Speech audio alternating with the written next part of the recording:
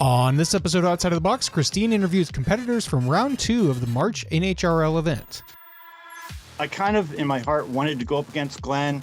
The only way you're going to get better is by going up against, the best bots. Glenn's a championship builder, all-around great guy. At that point, I was just happy to qualify, so it wasn't like anything further than that would have been real nice. I wasn't expecting to beat Impact going to that fight. My bot has a little bit of a issue against beaters right now. I kind of figured going into this event that fight would happen. Last March when we debuted, we knew Emulsifier would be there. We told ourselves, okay, if we make a good robot, we're gonna fight Emulsifier. Because if we keep winning, they're gonna keep winning. It's gonna happen. Man, when it was official that matchup was happening, you saw what Ares looked like after that fight. That's not gonna be fun to fix. Hello, everyone, and welcome to another episode of Outside of the Box. And today we are talking about round 2 NHRL, the March event. And it was a really exciting event. As something that I kind of predicted came to fruition is that when you have a field of Titans, often it's the bots that you least expect to do really well. And one of those bots, not that I'm saying like least expect as in like it's not good, because I think that it's a great robot, but I have Master Control Bots builder Dwight here to talk about its amazing run at the March event. So welcome to the show. Hey, thank you so much. Yeah, I understand. Yeah, we're a control bot, and sometimes we don't. I don't want to say we don't get the respect that we deserve, but sometimes when we do well, it's a surprise to a lot of people, and that's okay. It comes with the territory being a control bot. But thanks for having me on the show. Absolutely. And I understand this as somebody who decided to go against everything that I originally went into building robots for, which was I'm going to build like this scary weapon and mash everybody, to myself going to I actually like control bots better. So I totally understand. Yeah. Now, let's go ahead and talk about the event. I don't get too into the exhibition matches, but I just want to briefly talk about it because that kind of sets the stage for the day, I think. And for you had a couple of judges' decisions against Hodor and Atlas. So going into the day, how were you feeling, like, first of all going into it, and then also like after getting out of those exhibition matches and getting into the bracket? Oh yeah, so going into the event, I was a nervous wreck that whole week, because we had a lot of issues with the robot, some intentional, some unintentional. Our last time that we competed was up at Mass D in late January, and we made some changes to the robot where I wanted to get a different servo, have us be able to self-right and things. So I was trying to work on that new component and things, but then I had an ESC die on me just out of the blue. I still have no idea what happened to it, and so I'm like scrambling, like trying to go on the internet. Can I get like 2-day shipping on the ESCs and things? And the ones that we had weren't made anymore. So I saw that Seth Schaefer was selling these new WECA ESCs that are actually pretty cool, where you get to you can wire the robot any way you want, and you just calibrate it however you have it set up. It'll calibrate no matter how the wires are and stuff. So it was new tech for us. But yeah, I had Seth. I met him the Friday before to get a shipment of these, and we were wiring them up and things like that prior to the match. Going into the match, I knew that we were going up against Atlas, which is a shell spinner from University of Toronto.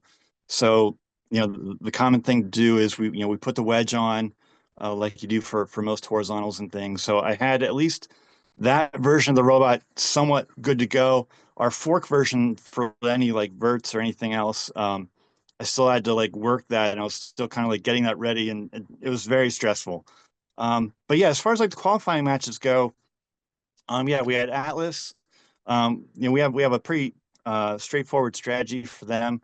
They have a really good fast, hard hitting shell, and they're a shuffler too, which I didn't know prior to that. So that was pretty cool to see. Like they get the weight bonus and hit us harder. I think they might have been having some drive issues prior to that. At least listening to the live stream, that's what they're kind of saying. So I was fairly confident going up against horizontal because I think that's one of our better matches because yeah, like as long as we can kind of like stay face to them, uh, I think we'll do pretty well. And not to foreshadow anything with our strategy for the Caldera match and things like that, but that's kind of what we typically do. And then going up against Hodor, we actually fought them at Mass D, I think in August.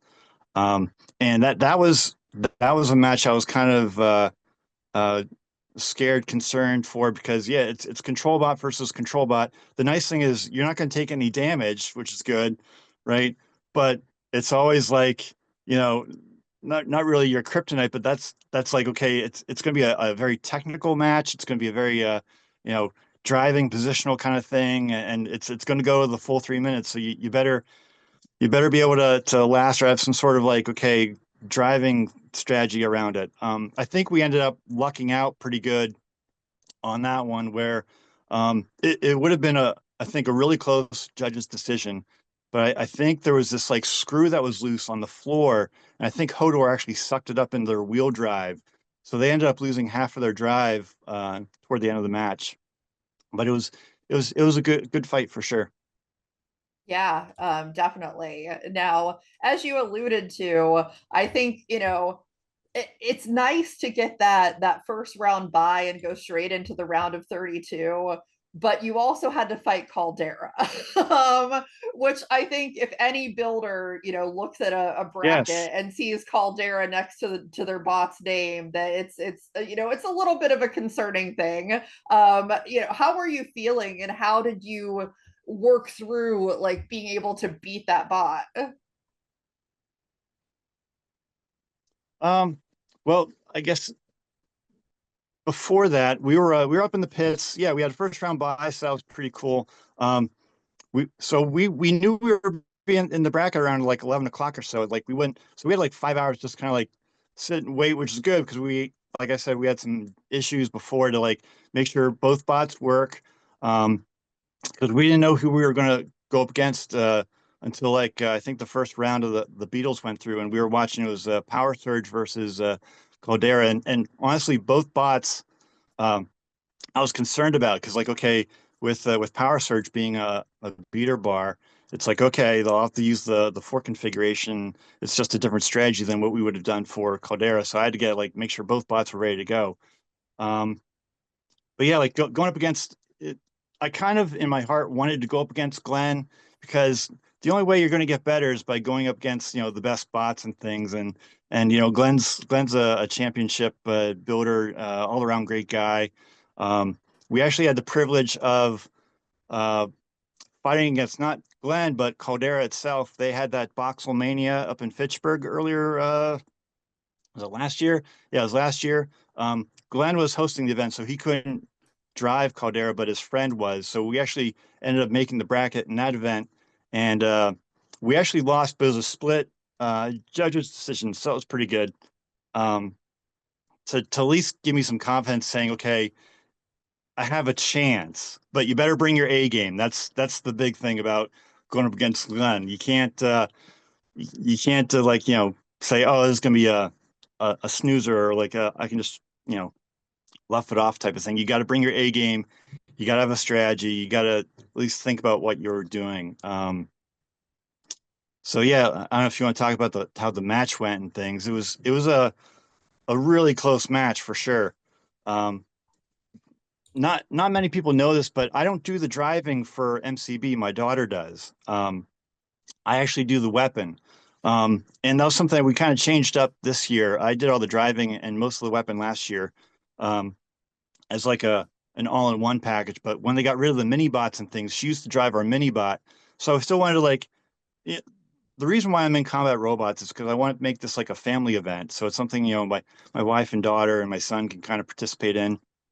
Um, and yeah, she really liked doing the driving part of it. And I at Mass D back in January decided to take the reins at doing the lifter, and I actually kind of I enjoyed it. It was like it's a different side of the game. Like, okay, she's just worried about, getting the bot in position. But for me, like, okay, what do I want to do with the lifter? Do I want to do like a push up, like a cobra pose kind of thing, or do I want to like lift it, maybe pin them type of thing, or actually the way we have MCB set up is we can go 300 degrees with our lifter. So yeah, we can both push down and push up. So it's definitely it's hard to pin, I think now, and I'm really excited about how the bot's kind of doing this year based on this March event. Um, but yeah, my daughter did really well. We're actually fortunate enough to sit across from Madeline from G Scroll, and she was giving us some pointers about how to fight Glenn. I'm not sure if I should reveal that or not, right? Giving up the secrets and things, but uh, but she was giving us some good pointers about just how we normally do with horizontals and stuff. Just always keep your face to it, wear them down a little bit, and I think we ended up getting Glenn up against the edge like twice, so he had to use his unstick for the first one, and then after we got him up on the second, I don't think he'd get his weapon spun up to unstick himself. So that helped out a lot, I think. But yeah, my daughter did a lot of really good driving. Really proud of how she did. And it was a close match. We actually, um, I thought we didn't really take that much damage, but looking at the robot after the fight, um, half of our wedge bolts were totally off. So the wedge was only on by like 6 out of the 12 bolts. So like it could have easily gotten stripped off. And once we lose the wedge against Caldera, it's all over for us. But yeah, it was really, really a great time. And yeah, like I said, real privilege to go up against a championship driver like Glenn. Yeah, absolutely. That had to be amazing. Coming off of that great win, your next and last fight was against Dollar Store Punch, which I mean, you had just beat Caldera, but they also had just beat Knuckle Sandwich, which is a dumpster winner, and personally for me, one of the best new bots last year. So Yeah. was that on your mind going into that? That I like Dollar Store Punch. It seems like a great robot. I had not heard of it prior to that event, but knowing that they had just beat the robot that they had beat, I think says a lot. Yeah. The funny thing about that, the driver of that robot, Brian, I actually knew him from Maker Battles in Hartford. And I'm like, hey, I don't think I've seen you at NHRL before. This is his first NHRL, which is kind of wild. And yeah, it's his first NHRL, and he makes prime time. That was like amazing. Um, I think Dollar Store Punch was built by Peter from Repeater. Um, so it's almost like Peter kind of beat himself, I think, when they had the knuckle sandwich match. Um, but I really like yeah, going back to knuckle sandwich. I like the aesthetic. I think he had more of a bread design this time, which was really cool. And as MCB, I always love a good theme, and like I like when people commit to the name, and you can make the robot look like the name of the bot. But yeah, going into the dollar store punch, I didn't really know what to expect. I was still kind of like shocked that we beat Caldera, and like trying to get the bot ready, um, trying to get my fork bot ready, and I think we were pretty much in as best shape as we could have. And it was a close match, where like I think what happened was when I was talking about new components and things, the servo that we had, I wanted to get more travel on the servo, so I have these servo travel extenders that I put on. So it goes, I think it's normally like 270, but it gives me an extra 30 degrees on the servo. Uh, he ended up hitting that travel mechanism. So then my servo went back to default. So I was kind of like stuck in like the push down pose. And I think he ended up losing like one wheel or something like that, which I didn't know at the time. And it could have gone either way. Looking back on it, had I changed the trim, I think on my controller, I could have gotten my lifter up to about horizontal, and maybe we could have just been like a wedge bot the whole time, um, for like the last minute or so. But I think we ended up getting like counted out. And I guess the last thing I wanted to say about that match was, no matter what you do to your robot, and you think that it won't ever do the thing. It'll find some way to do the thing that you've never thought about before. Um, we had the weirdest thing, like I've been pinned against the wall a couple times, and we used to have like squared off edges for our say flaps on the sides that give us that X shape. I rounded those off because we ended up getting stuck on those. And like, okay, let's make them rounded so we can fall to either side. Well, for the dollar store punch, we have these forks in the back. And I think the way we got hit and we did like a pirouette in the air, the forks kind of like did this, a split. And we just got stuck on this split because as they were turning it, it just split like that. And we were just there and I couldn't do anything with the servo. And I'm like, having my daughter like, do the wheels or something like that just to like try and get us off, but we couldn't. So we had to get the unstick. And I think when we called for the unstick, he came and he hit us, and that's when he hit the servo traveler thing. And it was just it was all him, I think, after that, and we couldn't do a whole lot. But yeah, congrats to Brian and Dollar Store Punch. The first time NHRL, big in prime time. I've got no regrets about the March event. I was just so excited because last time we were at NHRL it was like June. We were in 0-2, and it's like soul crushing sometimes when you go 0-2, and it's like what are we not doing type of thing, or how can we make the robot better.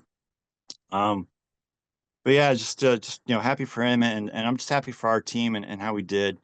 Uh, so close to prime time now. Now it's like, okay, I've got that hunger in me. It's like, oh, it's my new goal to shoot for now. Like before, it used to be like, oh, I just want to win a fight, and it's like, oh, no, just make the bracket, or just like go 1-2 or something, and get some freestyles in. Now I'm like, okay, I've gotten the bug. I want to go.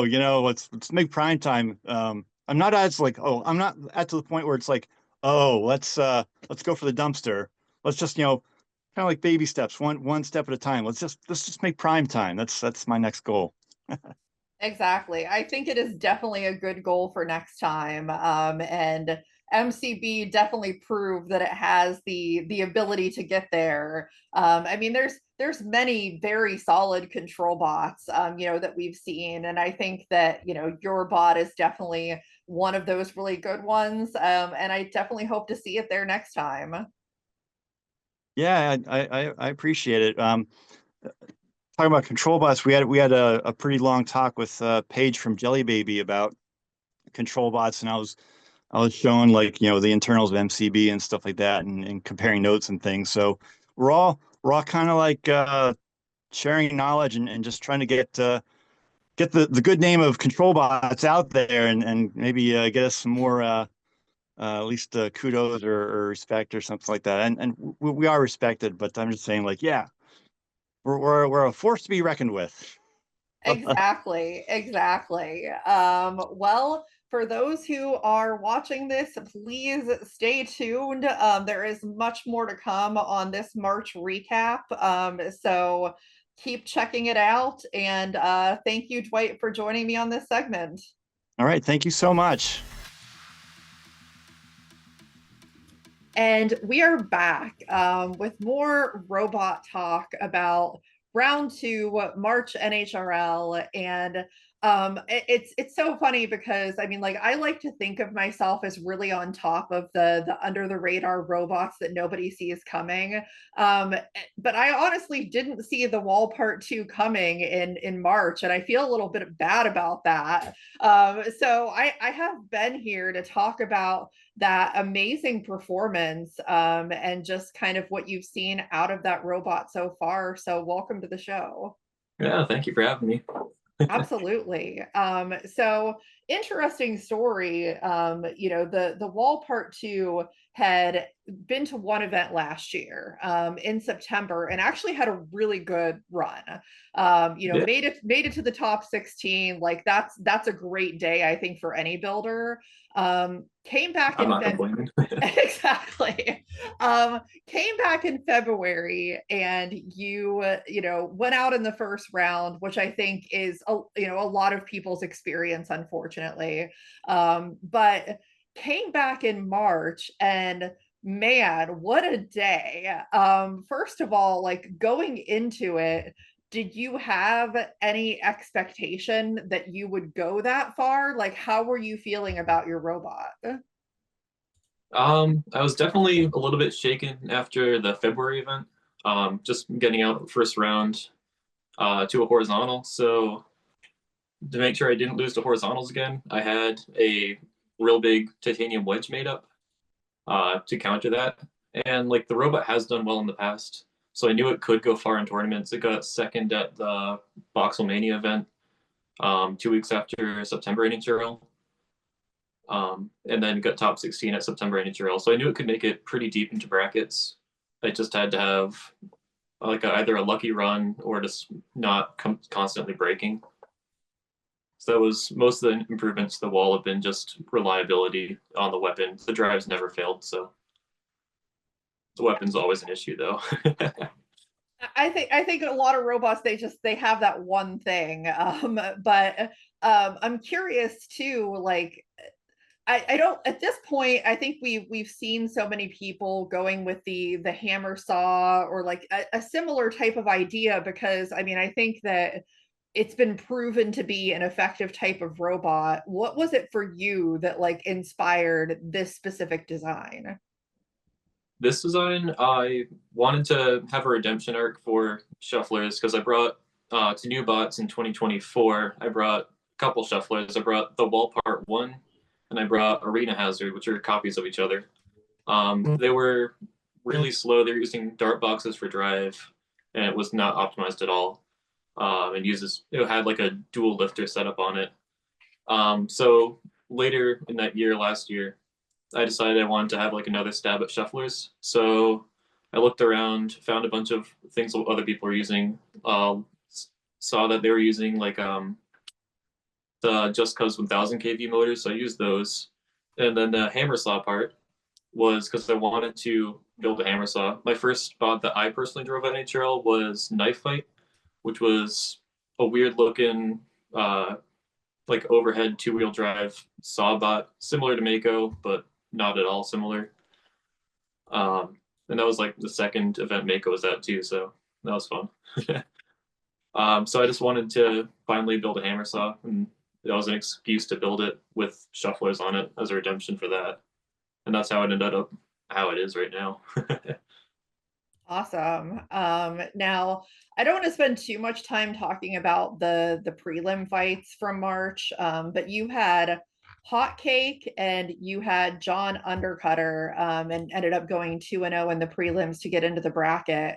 Was there anything notable about any of those fights for you, or how like being able to get that 2-0 and just go straight into the bracket, did that give you some confidence early on?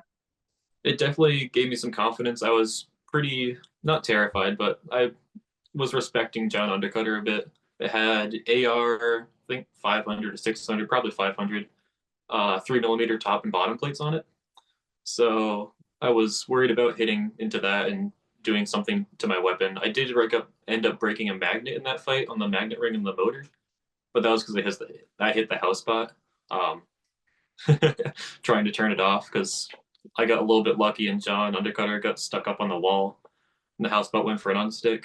And then I went to go turn the house spot off, but the house spot had already died, like battery wise. So I didn't get the credit for killing the house spot because it killed itself. Well, And that's then, unfortunate. yeah. But I did end up breaking a magnet from hitting the house spot. I took a nice chunk out of the back of it though. That was that was a fun time. Yeah. So yeah, going 2-0 in the qualifier was a very, very nice. Having like getting to keep my seed in the bracket, or however that works, I forget, and not having to fight like a round. So going straight into like round of 32, I think it was. Yep, exactly. I'm sure that that's always nice to get that good record in the prelims so that you can go straight into the round of 32. And your first opponent in the bracket was Under Destruction. How did you feel about that as a first, technically first round matchup for you? I'm always happy to not fight a destructive robot, so I like driving lifters myself a lot, and I like driving against lifters because like typically if I'm driving a lifter, they're driving a lifter, neither of us are going to take damage. In my case, I have fairly devastating weapon when it hits right now. So I was feeling good about going into that. It was a fun driving match for sure. We each had pretty good back and forth. I ended up getting a solid couple of hits in on there. One of them got their lifter, and that was kind of the end of fight at that point right there. They were also entered the fight late after the fight. We realized they entered without a drive belt on one side, so they were slightly nerfed. Feel bad about that, but yeah. For sure. Now the next match was definitely not what I would consider an easy one, as Elytra is just a really amazing robot, coming out of MRCA and going to NHRL. I mean, they had had a pretty good run up to that point so far. Also, what were your thoughts on that one? Lytra was pretty terrifying looking at it. Just how wide it was compared to my robot. Like I thought I have a very big 3-pound robot, and then Elytra dwarfs it. So I was nervous going into that fight. I was really lucky to get a hit on their shuffler early. I have the shuffler over here. They gave me as a trophy. So I was lucky to get like a solid hit right on the top right here, and it bounded up so they couldn't use that drive side. So they're kind of pivoting around that drive side the entire match. And it turned into kind of a chess match, like each of us trying to outplay the other. I was trying to get around to their side, and they were trying to like goat me into getting to the front so they could get a nice hit, because they had torn half the front armor off the robot in an early exchange in the fight. So I was trying to keep that on without having that get torn off, because I need both forks typically in my bot. And that weapon's huge. I think it's scary. It definitely is. Now, coming off of that win, your next opponent was Dollar Store Punch, which again was another robot that I wouldn't have necessarily expected to see in prime time. But considering the run that robot had been on, I mean, they beat Knuckle Sandwich, which is a dumpster winner. And had just beaten Master Control Bot, which I mean, Dwight just had a freaking amazing run at that event. I mean, I thought that it was a really good fight, and you did end up knocking them out. But what were your feelings overall about it? I was definitely happy to qualify at that moment at winning that. We were talking, the builder and I were talking, we were pitted right next to each other in the primetime tables. So we were talking a bunch before the fight, since we were both ready well before it. And I was looking at his top plates. He had like PLA top plates, because the kit that it's based on is supposed to be mostly or all 3D printed, except for like the metal parts, the weapon and stuff like that. So he didn't have like dedicated top armor, which definitely was in my favor for that.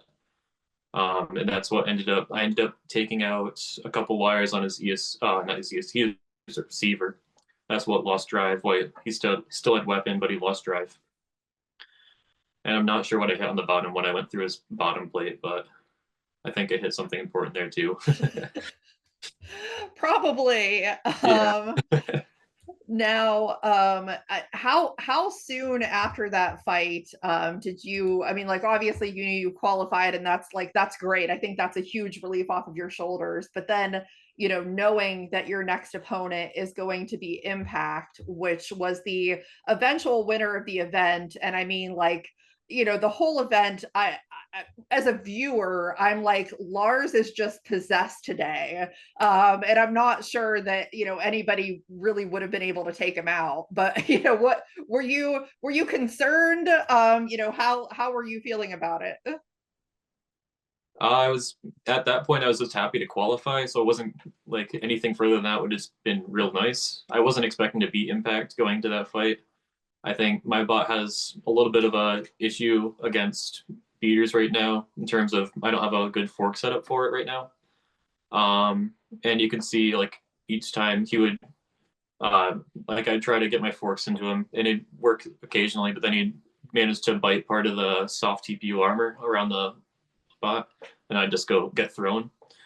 And I think I could have taken the fight a full 3 minutes if it wasn't for a rather unfortunate design flaw slash concession I had to make with this version of the robot. Because I switched to a different gear ratio, so it's a 15 tooth gear on the bottom and now a 45 tooth on the top for the arm. And having it be a 45 tooth is a really big gear up there, and I couldn't armor the entire front of the entire gear basically. So the back of it was just all open, and all the TPU uprights were protecting the front of it. So he bounced me up in the air, and managed to shatter the half of the gear on the as I was coming down when he caught me. So that was really good driving on his part, and just unlucky on my part. Yeah, it goes that way sometimes. Now that you've qualified though, what is your, like, do you have a plan for the rest of the year? Do you want to kind of bring it back and test changes, or are you, like waiting until then and just kind of iterating on it in the meantime? So I still have a couple issues to figure out with the robot, mainly the gears and the weapon. I used to have a lot of issues with the weapon motor being the hub motor and the spinner. That's been figured out with the repeat hub motor for the ant hub. And now I just need to work out transferring power to the arm, because I've been trying a bunch of different materials, and they're like poorly designed in this case, where the 15 tooth gear on the bottom was just too thin. It wouldn't take a hit. Like you could see in the impact fight, the dollar store punch, when I go down on his top plate, the two halves of the pinion gear just go shooting out the back of the robot. So that's going to be the next main focus, going to be improving, just making sure the arm always works right now. But meanwhile, for next NHRL, I'm going to be bringing Crumple Stillskin, my little 3-pound hammer saw, which has a bunch of stuff that I wanted to change for February on it and just didn't end up messing with. So I'm probably going to see how that works and see if I can put that onto the wall if it works great. Because it uses a couple of different weird things. It uses a completely different gear ratio and a slightly shorter arm, but really light arm compared to the walls. So we'll see how it goes. I was also told specifically by builder Matt Lantry to ask you about Count Forcula and the hats. Oh yeah, it's got a couple of hats. I don't know. Here's one of them. This is the top hat. I just goes on top of the weapon lock. And then there's on Darth Vader over here. There's the one themed after Doug Dimmadome, just a 10-gallon cowboy hat. It's kind of just something I decided to mess with because I wanted like a more fun weapon lock on Count Forcula. I don't even remember what event it was. I think it was its second event in I think it was August 2023, where I started bringing the hat weapon locks, and that was just something for fun. And I managed to make it compatible with all the different versions of the Count. So I'm now very thrilled that I asked the question. So thank you, Matt, if you're watching, which I'm sure you are, for that question. Well, I love the theming, the bot design. I mean, it's so much fun, and obviously I'm excited to see what the wall does. The wall part 2, I should say specifically, and yeah. Let's the wall hope might be coming back eventually. Oh, really? Okay. Okay. Yeah. Now that the wall part 2 is qualified, I might bring that one back just for fun. I want to have a little bit of redemption on the lifter version of that one. I want to make it able to throw a 3-pound bot across the box is the goal. And with the weight bonus, I think I have enough weight for a big motor to do that. So that's a future plan. That is a solid goal. Well, I hope to see it in the future. Really exciting stuff. And yeah, I'm excited to see the wall part 2 at finals. So yeah. well, for everyone that's watching this, keep watching, because we're going to be talking to the builder of the runner-up for March, Ryan Duarte, about Counterpunch and Aries. So stay tuned. All right. And so we are back for our final segment today, recapping the March round 2 NHRL event. And there definitely were a lot of exciting things going on. I think that no one was surprised that, Ares did pretty good because it is a very powerful robot. Counterpunch was also, I would say had a pretty good day. So I have Ryan here to talk about both robots. So welcome to the show. Cool. Thank you for having me. It's a happy Sunday morning and should be a good one. Yes, for sure. So we'll go ahead and talk about Counterpunch first, just because most of this episode we've been talking about Beatles. So it seems like a natural segue. But interesting day for you with that robot. I mean, in the preliminaries and the qualifying, you ended up going 2-1 with a loss to Knuckle Sandwich, which obviously very formidable former dumpster winning bot. But how are you feeling at the beginning of the day? With the 2-1 kind of going into the bracket. It was all right. So I didn't really know what to expect from Counterpunch from this event. It is a scaled up version of a 1-pounder I've been running since 2022, so I have a lot of experience with the archetype. That said, this was its debut in NHRL. It's the third time I've run a 3-pound version of it, and it was still relatively unproven. So, like, I guess I kind of expected to get past the preliminary rounds, but it was not easy, especially after that knuckle sandwich fight. Which, yeah, I don't know how much you want to get into that, but that required a whole frame swap. I only brought one counterpunch with spares, unlike most people who bring a gazillion beetles, which I should start doing. So that required a full frame swap, and that was, I think, right before Ares got mutilated by Thumb War. So that led to a very busy afternoon.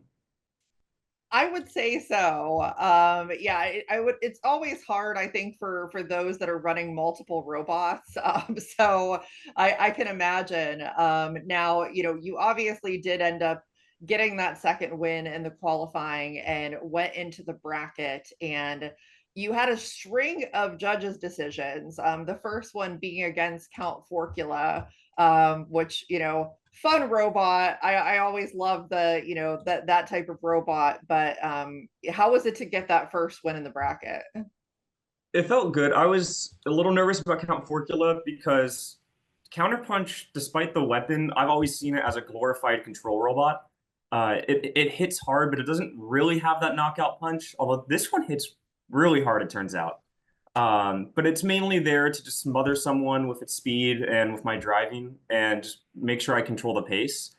So it's scary going up against other control bots like that because that's what I need to play off of to win. And at the end of the day, one's going to succeed, one isn't.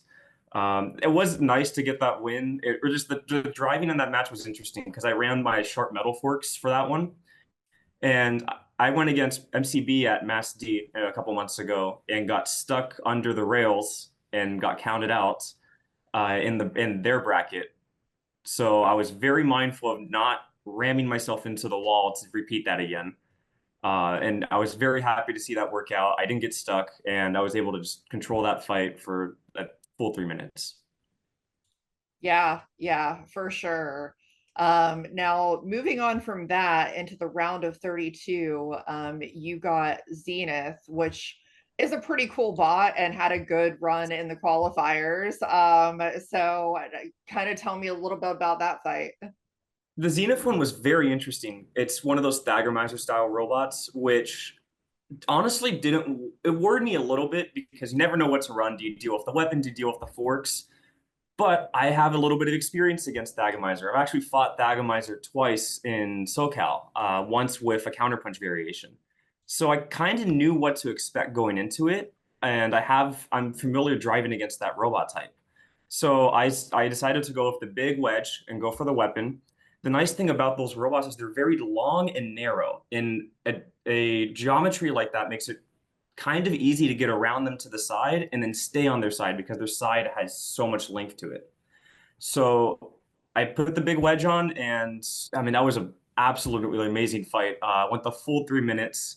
And Counterpunch pulled out a decision there, which that's kind of what it does. So Yeah, that is true.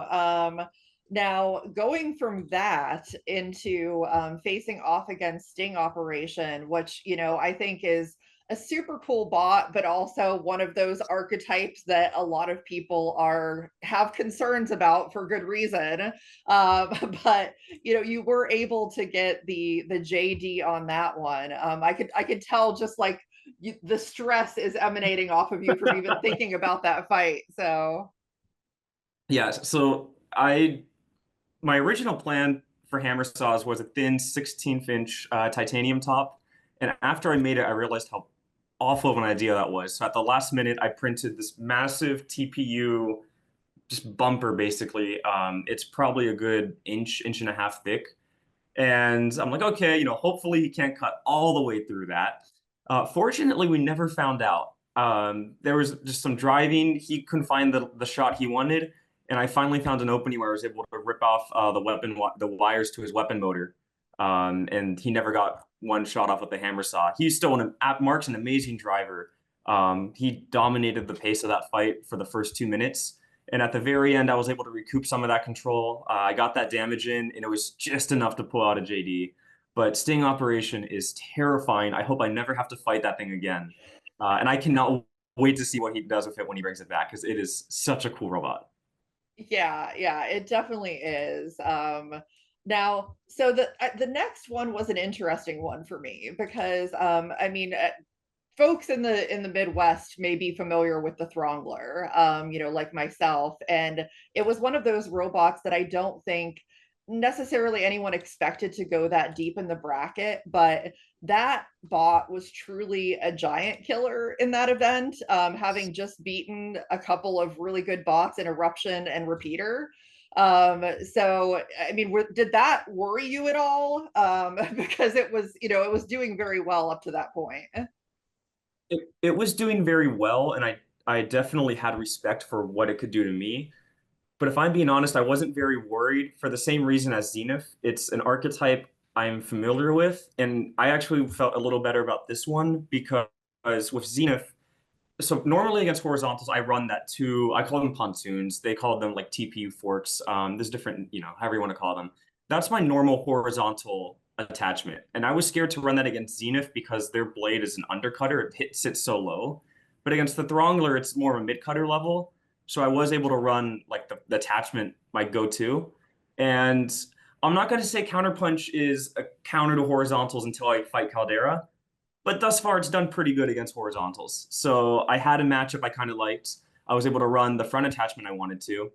And I mean, it was good. Actually, the fight opened pretty, that was worrying for me. I got stuck under the rails briefly, and he had a nice clean shot on the rear.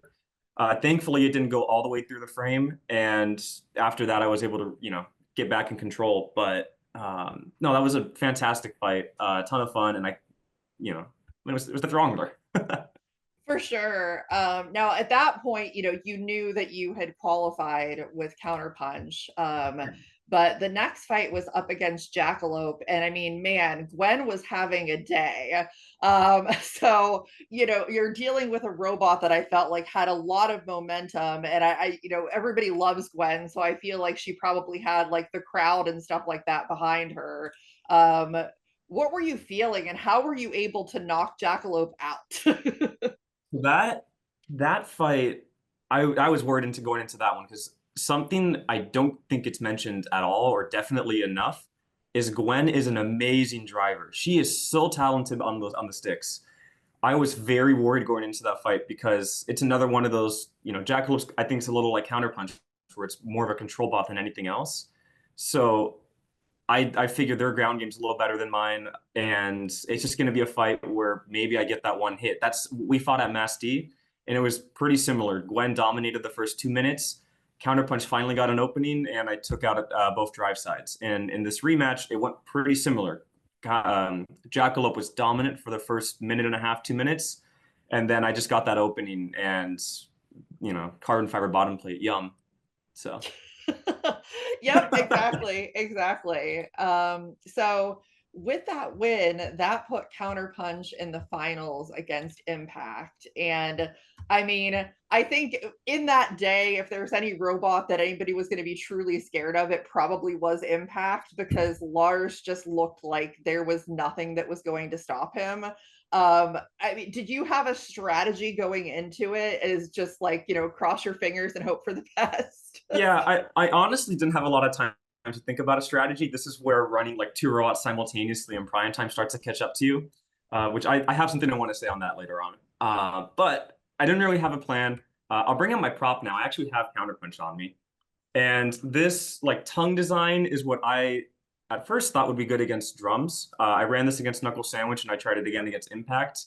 The idea was to run this under their drum and use it to kind of slow it down and tee it up for the vert. It turns out in practice that's not how it works. It's a little too long, and Lars played that perfectly, and he got under it. And then, yeah, he just got under it, and man, I don't know if I ever touched the ground on my wheels after that. Like he was ruthless. Again, great driving. He kept the pressure on for the next 10 seconds till it died. Yeah, that was the plan. I'm definitely rethinking that attachment, and I'm cooking up something new for the next time I bring it. But no, Lars drove it perfectly, and I'm sad I didn't get to talk to him that much because I was in the 30-pound finals right before. So hopefully we get to fight again with me not running around like a chicken without its head, and I would love to talk to him a lot more about Impact because that thing is a beast. Yes, it definitely is. He's had some time and really been able to dial that thing in.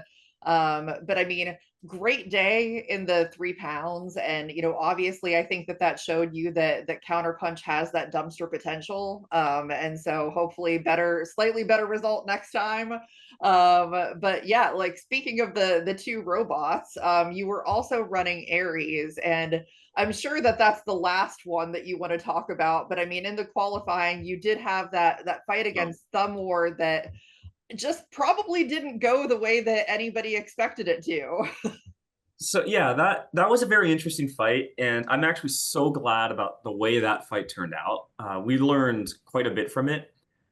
So Ares, I can dive a little bit into what happened there. The plan was box rush, and the plan failed immediately. We run current limiting on our weapon ESCs, and we found out today, or last Saturday, we still haven't dialed it in yet. If I jump the throttle too quick, the weapon will kind of cap at, I don't know, 5% spin. Like it basically won't spin with any force or power. And I did that. I jumped the spin trying to box rush. And I think the first 10 seconds of the fight or so, we weren't spinning like for real whatsoever. So Thumb War was just getting free shots. I finally figured out that we weren't spinning properly, got it spun up. And then a little bit later, we had that nice hit that popped them up. We actually broke a tooth on their gear for their weapon, jammed the weapon. In this time, drive side goes down. We still have no idea what happened exactly. It was an ESC issue. After that fight, we took the robot, put it in the test box, turned it on, hadn't touched it outside of that, drove perfectly fine. So weird issue. We didn't have time to swap out that ESC before that. Okay, so we have two Ares. We put that Ares on hold afterwards and ran our second one in prime time. But after the emulsifier fight, we had to go back to the first one. Ran that same Ares against Kazaa with the same ESC, and it was perfectly fine. So I'm not sure what happened there. It's unfortunate, but it did lead to us learning we can't self-right. We tried different ears on Ares to see if we could self-right with the weapon after that fight against Waddles in December. We're not there yet. So we got to learn that, and it didn't really harm us in the end because we still were able to make it to prime time and still have a good run. So I'm so glad with the way that fight turned out because at least with the self-riding, we learned in a very low stakes scenario that we can't do that. Yeah. That all the lessons that you learn kind of add up to future improvements, which is always very important. Now, you were in the bracket, obviously, and the first fight was the Greek god battle for the ages, Ares versus Hades. I thought it was so appropriate that just turned out to happen. But how was that one for you? I mean, you got a KO, so that's always good. Yeah, I was very worried going into that one. I was having flashbacks to Nitro Oxide in December because Nitro Oxide, the first weapon-to-weapon exchange, they won and sent us reeling into the wall. We ended up recovering and dominating that fight for the next minute or so, but I was worried about a similar thing happening again. Fortunately, didn't quite happen. We were able to hit the frame instead on the first hit. In case, I don't know how clear NHRL has been of what happened with that unstick, but in case they haven't, I'll say basically the house robot wasn't like calibrated properly. So when the unstick attempt first began, like whoever was driving it, it just wasn't responding how they expected it to. So they eventually paused the fight to recalibrate the house bot and then gave him the unstick and then resumed, which is absolutely fair, and I'm glad they did. Yeah, and then we hit the 80s a couple more times and got him right back on the rail. And after that first fight with Thumb War and kind of the stressful day it's been, we were happy to let them sit there, especially knowing Emulsifier was next. Yeah, for sure. And interestingly enough, it was kind of an odd day for Emulsifier. I mean, they had lost to Kazaa Light in the exhibition rounds and everything. Not that that necessarily means anything, because I mean, Emulsifier is Emulsifier. But how confident were you going into that? I mean, it was obviously like a very close fight. There was a lot going on there. Yeah, so to kind of talk about that. I was so nervous. So I kind of figured going into this event that fight would happen. Last March when we debuted, we knew Emulsifier would be there. We told ourselves, okay, if we make a good robot, we're going to fight Emulsifier. Because if we keep winning, they're going to keep winning. It's going to happen. And I figured the same thing would happen again last weekend. If we keep winning, they're going to keep winning. We'll find each other. It was a little different than I expected because both our robots seemed pretty off for the beginning of the day, both ours and theirs. But man, when it was official that matchup was happening, like I'm excited. I want that rematch. I want the chance to change the way it goes. Also, I'm terrified because it's Emulsifier, and I mean you saw what Ares looked like after that fight. That's not going to be fun to fix. So overall, like, yeah, it was just going to be a lot of fun. We've made so many changes to Ares since that last fight. That was a great chance to see how they paid off. Have we really made it that much better? Are we on a similar caliber to Emulsifier now? Yeah, yeah. I mean, I think Ares proved a lot in that fight, which again put you in the finals. And we'll talk about that in a second, because I think that's crazy having multiple robots in the finals at the same event. But you went up against Kazaa Light, and I'm curious that, like, I don't know if you were able to check out its fight against Synthesis prior to that to kind of see what had happened. Because I wondered what influenced your strategy against them. I mean, obviously you're fighting two robots, they're flame bots. Peter's one of the drivers. They're gonna be relentless. So what was your plan for that? The plan was just keep moving. So multi-bots are really weird because there's two of them. You got to be careful. If I try and pin one, I'm gonna get pinned by the other, which happened against B-Force back in October. So against Kazaa Light, that you have to leverage their weakness, and their weakness is coordinating that driving is not easy. So if I can keep moving and keep moving chaotically, it's going to be really difficult for them to find a way to work together. So the plan was drive fast, hit hard. As simple as it sounds, that was kind of the go-to, and it was working until we gyroed over. And once we gyroed over, they had the perfect opportunity to melt all of our belt tensioners because they're 3D printed. That's not going to stay like that. And once we did get back over, I guess there was enough belt tensioner left for the moment to hit them a couple more times, and then they melted all away, and there goes the weapon. Even with the weapon down, the strategy is the same. Keep moving, because if we stop moving, we're going to get blasted with fire. And I'd say I did a decent job of that. They only really pinned us towards the end. It's hard to gain control without pinning them, but I'd rather deal with that than getting flamed and losing a drive side or worse. So very difficult fight as a driver. It was hard to manage. Overall, I'm pretty pleased with that. The gyro was both a skill issue on my part, and it's something we can avoid with some upgrades we're bringing the next, hopefully in May. We're not sure yet. So I would love to have a rematch. I think it'd be a ton of fun. I have to give credit where it's due. Those things are tanks now. We hit them hard a couple of times, and I mean they were perfectly fine. So credit where it's due. They absolutely earned that dumpster. I'm so happy the fire pulled through, and look forward to a rematch. Yeah. Hey, I think people would love to see it. Now just talk about, like you said, running multiple robots in prime time. You're certainly not the first person that I've talked to that's gone through that scenario, but it's still it seems like a very challenging thing to navigate. Yeah, I have two main things I want to touch on with manning multiple robots like this. So I'm just for like clarity purposes, I Counterpunch is my 3-pounder. I built it, I designed it, I drive it. That's all me. Aries, I am for this semester I am promoted to Aries captain. So I have like a little bit like I kind of guide the development path with the team. I still drive it. For the event, we brought a handful of robots. As the day went on, some got eliminated, and we had more team members to help. I had two guys, Carlos and Miles, and to shout them out. They helped keep Counterpunch running. So especially in prime time when it's like Counterpunch is done, gotta go run Ares.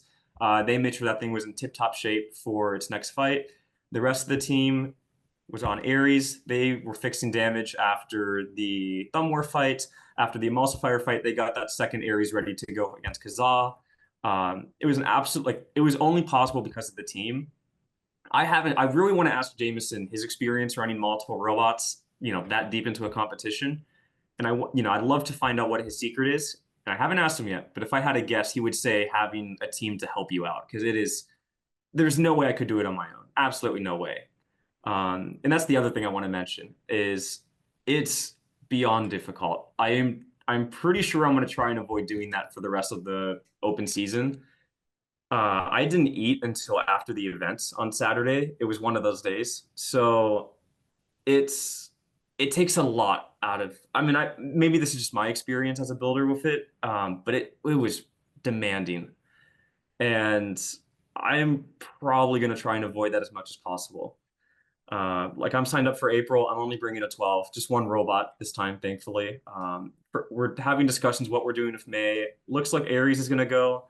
I'm debating whether I sign up another one. I'm leaning against it. It's brutal. I have so much respect for guys that can do it, or just anyone that can do it. Excuse me. I have so much respect for anyone that can run multiple robots that deep into a tournament. It is so demanding. Yeah, I have so much newfound respect for everyone that can. Yeah, for sure. It is not an easy day. Well, I certainly look forward to seeing the bots at future events from you and your team. You always bring a lot of really good ones. Are there any like things that you plan for finals at this point, as far as the ones that you've qualified, or is this kind of too far ahead to start looking at that? It's a little soon to start thinking about what's going to happen with finals. But I can tell you what we're thinking for our next events. So, like I said, Aries, it looks like it's going to come out in May. We don't know for sure, but it's looking like it. We're going to improve our weapon reliability. We've had issues with mechanical, like keeping things aligned. And something else I forgot to mention is we just took it apart yesterday. We found out Emulsifier took out one of our weapon motors on the second hit of the fight, which means all those weapon exchanges were on one weapon motor. Whoa, I can't wait to fight again with two of those against Emulsifier. But anyway, so we're going to make some tweaks to make sure that doesn't happen again. Try and make it harder for us to gyro over accidentally. Just kind of fine tune because Ares is so close to being where we want it to be. I don't want to mess it. We don't want to mess with it too much. Counterpunch has a little bit more work to do. The frame gets mangled very easily. Thanks, Lars. Ow. And I need to play around with my front attachments a little bit. Obviously, my setup against drums isn't there yet. Don't know when I'm going to bring Counterpunch back, but I do want to bring it back once more before finals to run those. But for me right now, my main focus for the next couple weeks is Budget Boy. In April, MIT is trying to do a 12-pound takeover. We have 4 different 12-pounders that are all completely different. We have a big wheel, we have a hammer saw with treads, we have full body lifter and flamethrowing vert. So it's going to be so much fun on our side. Not to mention our new 30-pounder Kratos is going to debut, and hopefully we can qualify that one as well. April's going to be quite an event for us, and we're all just so stoked. Yeah, definitely. And that will lead great into the next episode after this one that will come out, which is my April preview. So I'm sure I'll have lots to talk about on that one as well. Well, thank you so much, Ryan. Really exciting to talk about these robots and what your team is doing and everything else like that. But for those that are watching, obviously, please make sure you keep watching, like, subscribe. Thanks for everyone getting the show to 1,000 subscribers. That's awesome. But we'll see everybody next time on the show.